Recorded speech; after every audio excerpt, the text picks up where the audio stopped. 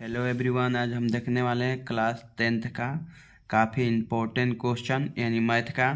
तो चलिए देखेंगे, मोस्ट इम्पोर्टेंट क्वेश्चन देखेंगे। इसको चैप्टर नंबर 3 बोले। चैप्टर नंबर 3 से यानी दो चर वाले रैखिक समीकरण से देखेंगे। इसमें से काफ़ी इम्पोर्टेंट क्वेश्चन आपका दिया है। देखिए, अनुपात A1/A2 B1/B2 और C1/C2 की तुलना कर ज्ञात कीजिए कि रैखिक समीकरण इतना तथा इतना के युग में संगत अथवा असंगत के लिए। तो इसका चलिए हम लोग कॉन्सेप्ट देखेंगे। तो कॉन्सेप्ट आपका होता है ये वाला। देखिए,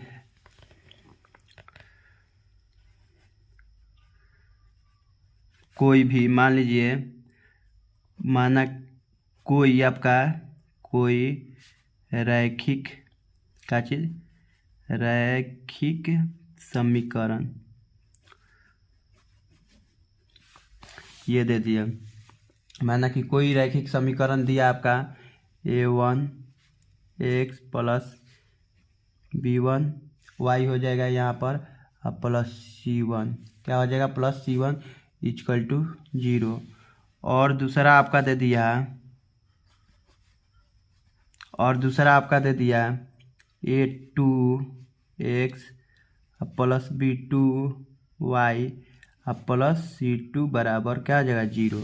क्या हो जाएगा, 0। तो देखिए आपका हो जाएगा पहल का, इसमें शर्त होता है, A1/A2 बराबर नहीं है B1/B2। क्या है, A1/A2 अब बराबर नहीं है B1/B2।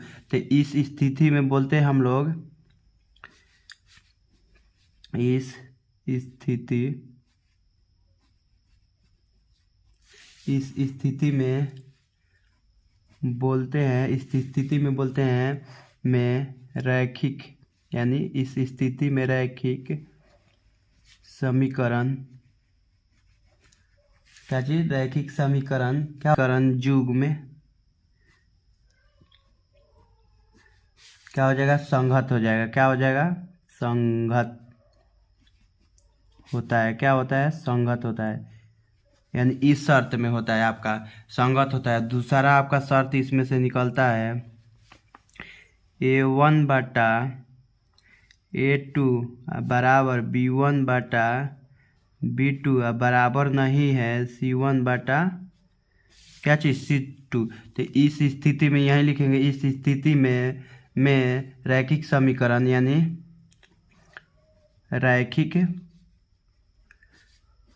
रैखिक समीकरण युग में हो जाएगा आपका असंगत। क्या हो जाएगा, असंगत होता है। क्या होता है, असंगत होता है आपका। इस स्थिति में रैखिक समीकरण युग में क्या होता है, असंगत होता है। और तीसरा कंडीशन होता है आपका A1/A2 बराबर है B1/B2 बराबर है C1/C2। इस स्थिति में यानी तीनों कंडीशन आपका क्या रहेगा, बराबर रहेगा। तो इस स्थिति में होता है रैखिक, लिखेंगे रैखिक समीकरण क्या चीज, रैखिक समीकरण युग में। इसमें 3 गो कंडीशन होता है आपका। हो जाएगा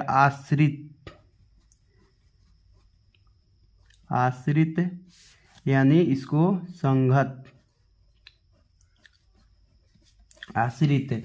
उसके बाद होता है आपका आश्रित के बाद एक और कंडीशन होता है अपरिमित रूप से अनेक हल। क्या हो जाएगा, अपरिमित रूप से अनेक हल। और तीसरा कंडीशन होता है समपाती होता है। क्या होता है, समपाती। क्या होता है, समपाती होता है। क्या होता है आपका, पहला कंडीशन होता है आश्रित यानी संगत, और दूसरा हो जाएगा रैखिक समीकरण युग संपाती, और तीसरा कंडीशन हो जाएगा अपरिमित रूप से अनेक हल। क्या हो जाएगा, अपरिमित अपरिमित रूप से अनेक हल, क्या हो जाएगा, अनेक हल, यानी तीनों कंडीशन इसमें निकलेगा आपका। तीनों बराबर रहेगा तो तीन कंडीशन, यानी रैखिक समीकरण युग्म में यानी आश्रित, असंगत, संगत, और दूसरा का हो जाएगा संपाती, और तीसरा होता है जाएगा आपका अपरिमित रूप से अनेक हल, इसका हो जाएगा। ये कंडीशन होता है। ये इसी पर तीनों कंडीशन पर आपका पूरा चैप्टर जो रैखिक समीकरण 2 मार्क्स का क्वेश्चन आता है, इस पूरा ये कंसेप्ट पर पूरा चैप्टर आपका क्लियर हो जाएगा। इसी पर यही दिया आपका एग्जाम्पल में दे रहे हैं। आपका पहला क्वेश्चन इस तरह से देता है, देख लीजिए। यहाँ पर दे दिया आपको 3x प्लस आपका 2y बराबर में दे दिया 5, क्या दे दिया, बराबर में 5, और दूसरा दे दिया 2x प्लस 3y बराबर में दे दिया आपका 7, क्या दे दिया, 7। तो यहाँ पर आपका a1 कौन हो जाएगा, x, a1 आपका x के गुणांक कौन है, 3, समीकरण 1 में, समीकरण 2 हो जाएगा। तो कौन है आपका 3, उसके बाद b1 कौन है 2, c1 कौन है आपका इसमें 5 हो जाएगा, और समीकरण जो 2 होता है इसमें a2 हो जाएगा। a2 कौन है आपका 2 है, b2 कौन है आपका 3, और c2 कौन है आपका 7, ये आ गया। तो यहाँ पर लिखेंगे a1 बटा में a2, तो a1 बटा में a2 क्या आ जाएगा 3/2, b1 बटा में क्या चीज़ b2 क्या आ जाएगा, b1 बटा में b2 2/3। तो ये बराबर नहीं है, इसको हम नहीं लिखेंगे।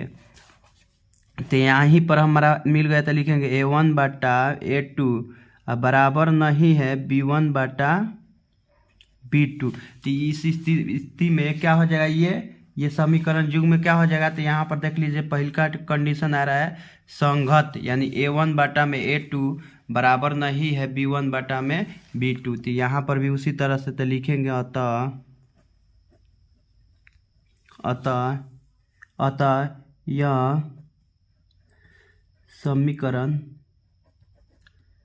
समीकरण युग्म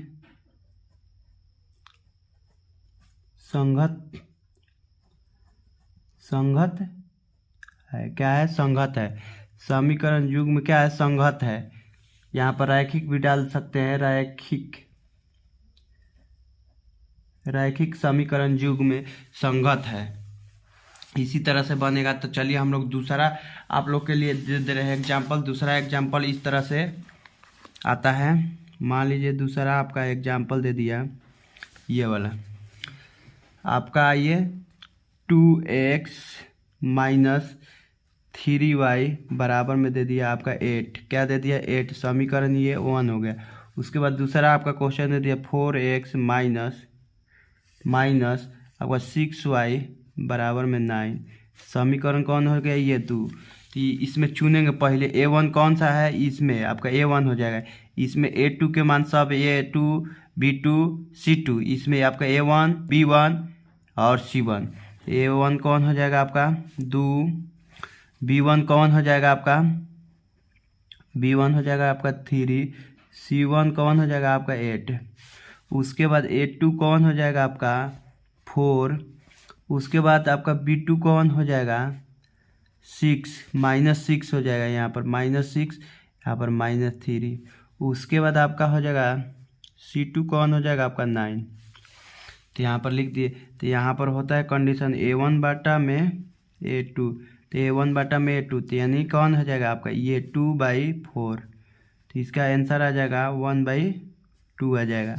उसके बाद b1 बटा में b2, तो b1 कौन है, ये है -3 बटा में -6, माइनस से माइनस, और ये 2, इसका भी आ जाएगा 1/2। और ये हो जाएगा c1 बटा में c2, इसका मान आ जाएगा 8/9, ये कटेगा नहीं। तो ये हो जाएगा आपका a1 बटा में a2 बराबर है b1 बटा में b2, अब बराबर नहीं है c1 बटा में क्या चीज़ c2, क्या है, बराबर नहीं है c1 बटा में c2। तो इस कंडीशन में क्या होगा, इस कंडीशन में क्या होता है, आपका रैखिक समीकरण युग्म यानी असंगत होता है। क्या होता है, असंगत है। क्या हो जाएगा, असंगत है। लिखेंगे अंतः यह रैखिक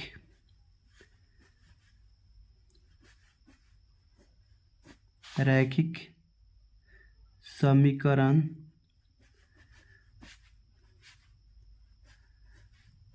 युग्म असंगत है। क्या है, असंगत है। इस तरह से होता है।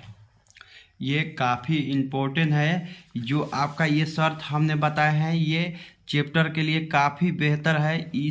इसको जो समझ गया तो ये पूरा चैप्टर इसी पर इसका खेल ख़त्म हो जाएगा। चलिए, आई होप कि मेरा वीडियो पसंद आया होगा, तो चैनल को सब्सक्राइब और वीडियो को लाइक कर दीजिएगा। इसी तरह से एग्जाम में पूछता है क्वेश्चन, ऐसे इससे अलग नहीं पूछेगा। यही संगत असंगत बराबर करने के लिए देता है आप लोग के लिए। तो चलिए देख लीजिएगा। तो चलिए चलते हैं, हम लोग नेक्स्ट चैप्टर में मिल रहे हैं।